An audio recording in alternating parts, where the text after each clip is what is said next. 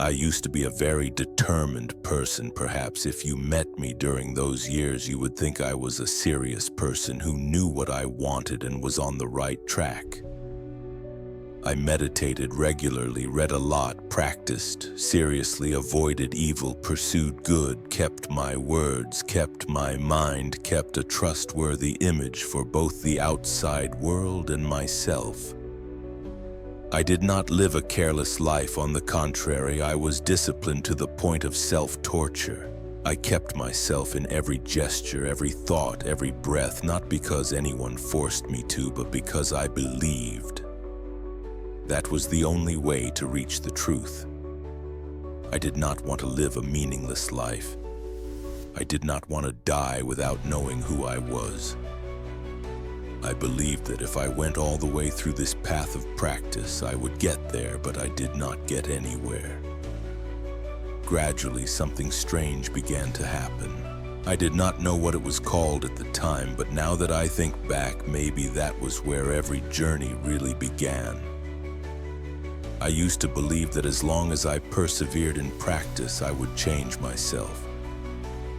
I thought that action was the key to enlightenment, like a sure path step by step, leading to freedom. And of course, I started with the right things: meditate regularly, read scriptures, take notes on teachings, keep precepts, observe the mind, control emotions, try to be mindful every moment. On the outside, everything seems fine. I live properly, act gently, think positively, but inside there is something not real.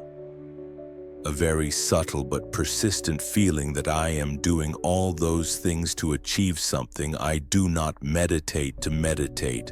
I meditate to progress. I do not let go to let go. I let go to reach a certain state in the future. I do not observe to understand, but to transcend myself. In other words, every action, even if it seems to be upward, still stems from a very old need to become a better version of the current self. Those actions are disguised in the name of spirituality under the guise of practice, transformation, self-development. But deep inside, it is still the self that is operating. That self is no longer greedy for fame or competition, but it demands inner progress, reaching a higher state, living more deeply. It is subtle and discreet and very difficult to recognize because it no longer carries the image of winning or losing in everyday life. It becomes, I am getting closer to the truth. I have let go more. I am deeper than I was last year. I do not deny the value of action. I am grateful for the years of practice that have helped me see my mind more clearly. But if I do not look closely, that practice itself can become a trap where the ego feeds itself with efforts to extinguish itself. I become a person running around in a maze of techniques, stages, subtle expectations that I set up for myself. I begin to realize there are two types of action. One type is born from the desire to achieve, even if it is good. The other type is simply natural, flowing without any goal. The first type is ego action. The second type is selfless action. But the line between the two is very fragile. When I still want to know which type I am in, usually I am still in the first type. There are moments when I act without thinking or saying a word, kind. Not because you want to be a good person, quietly. Listen to someone without assigning yourself the role of a awakened person. Do something that needs to be done, not because you see it has meaning, but just because it needs to be done in those moments. No one is behind the control. No one is accumulating merit. No one wants to take note. That is not me. Practicing egolessness, because if I practice egolessness, then I am still there. The trap lies there. Whenever someone is doing something good to achieve the state of egolessness, then the ego is still there, just the shadow has changed the clothes of inaction. I realize it is not passivity or giving up. Life in action is when each action still happens. But there is no one who acts, there is no center that owns, there is no invisible hand that coordinates. Life still flows, still operates. But I am no longer its subject. In that state, I do not lose control. I do not become chaotic. I do not fall. I do not live loosely. On the contrary, everything becomes lighter, more precise, more awake, because no one is trying to make them so. Maybe it is when I stop doing something to become that. Everything really begins to flow as it is. I remember there was a period when I walked very slowly, I ate very slowly, I spoke very little, not because I was really natural like that, but because I was trying. I call it mindfulness, living in the present. But in fact, I am controlling myself with a very strict inner morality. I do not allow myself to be lax. I monitor every move, every emotion, every reaction like a guard, always vigilant in my head. There is another me always on duty to remind, be careful. This is the ego. Be alert, observe, keep the silence. At some point I felt very tired, not because of failure, but because that very subtle control became a burden. I no longer knew if my silence was real or just the result of a series of efforts to be too good at keeping silence. I began to doubt whether the so-called presence I felt was really presence, or just a skill that had been practiced for too long.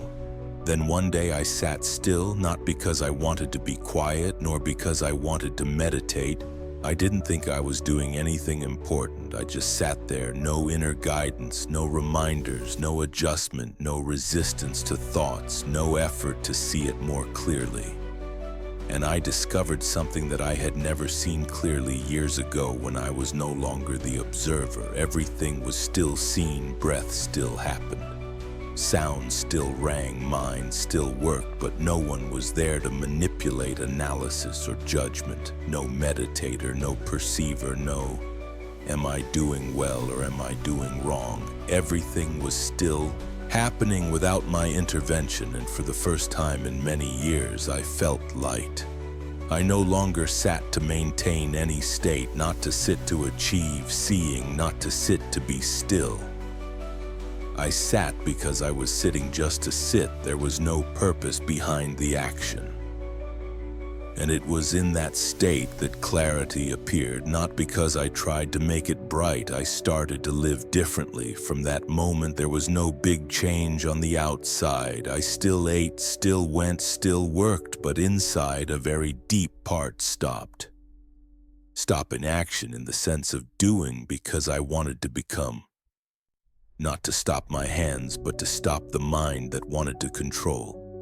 Not to give up, but to stop fighting for control over life. Inaction for me was no longer an abstract concept. It was a gentle letting go, not letting go as a verb, but as if the grip had dissolved by itself. No one letting go, no effort to inaction, just action. No one doing, breathing, no one breathing, looking, no one seeing, listening, no one listening. I used to think that if there was no clear path to follow, I would get lost. So when I entered the inner journey, I was very quickly cling to what is systematic, that is religion, is philosophy, is doctrine, is the teachings of masters that I consider as a compass. I read every word in the book, listen to every lecture, take careful notes, try to remember as much as possible.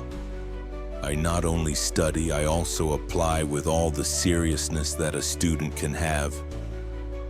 I call myself a Buddhist, then later a meditator, a person who lives mindfully, a practitioner of the path of non-action.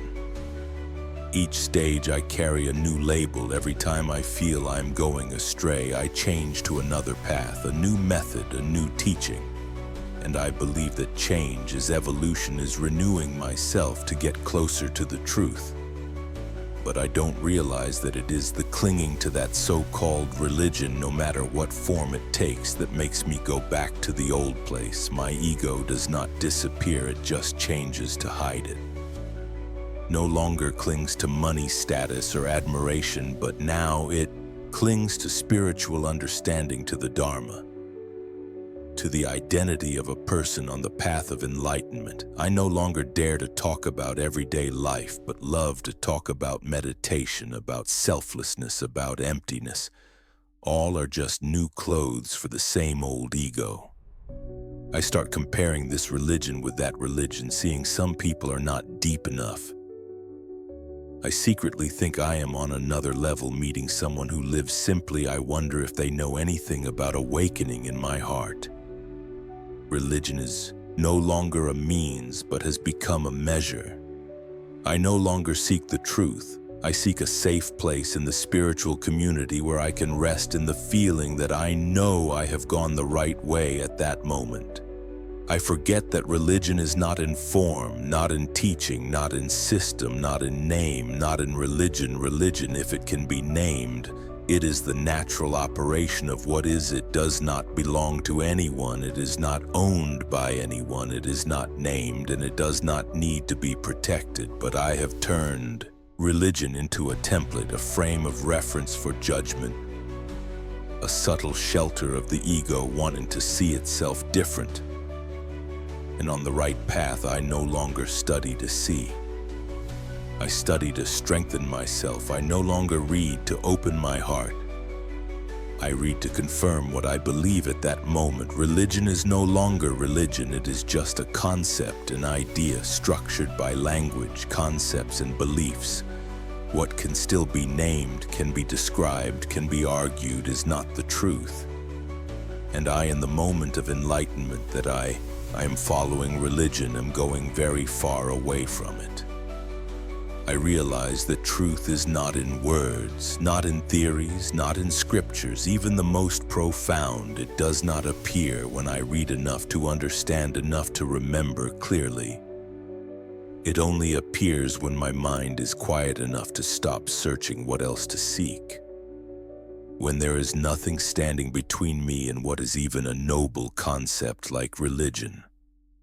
Only when I truly let go of all the frameworks, all the names, all the paths that seemed right, did I see clearly that religion is not something to follow, but something that has always been here, never absent.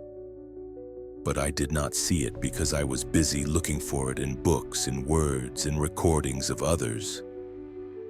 And so I understood that the biggest trap of religion is not in the error of the teachings, but in the fact that I thought I was on the right path, because what is still right is still wrong.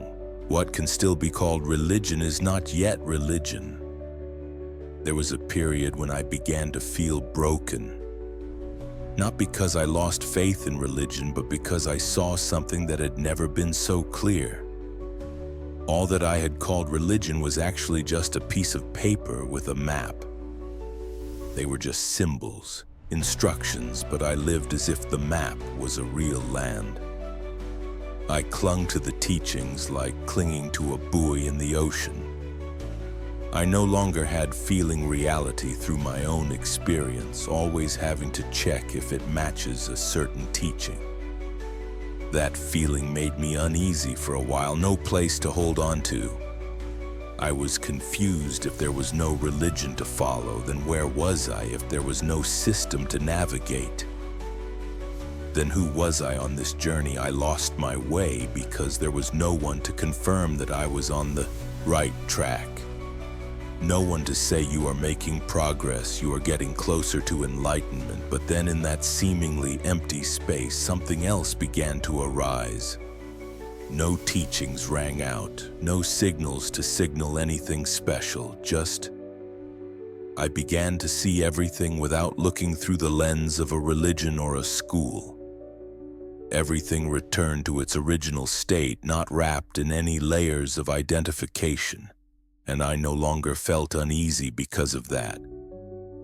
On the contrary, I felt lighter, more open, more real. I began to live as if there was no path. Not because I rejected the teachings, but because I no longer needed the teachings to feel safe, no longer needed anyone to confirm, no longer needed some system to lean on whenever I feel lost. It is when there is no clear path that I see that every moment is the path, every step, every look, every breath. If I am truly present, then it does not need to lead anywhere. It is already life, not for a purpose, not for attainment, not for perfection, just living without. Religion to me does not mean opposing religion, nor is it living loosely or aimlessly. It is simply living without a frame of reference to interpret reality truth. If there is one, does not belong to a religion, does not lie in a teaching, is not on this side or that side, it is anonymous. I have spent many years living with a strong belief that there is an ultimate state waiting for me ahead, that if I am diligent enough, moral enough, hard-working, then sooner or later I will reach that place. That place is painted with enough sacred words: total awareness, absolute presence. No suffering, no ego, no samsara. That very belief that I am not enough is the source of the whole journey.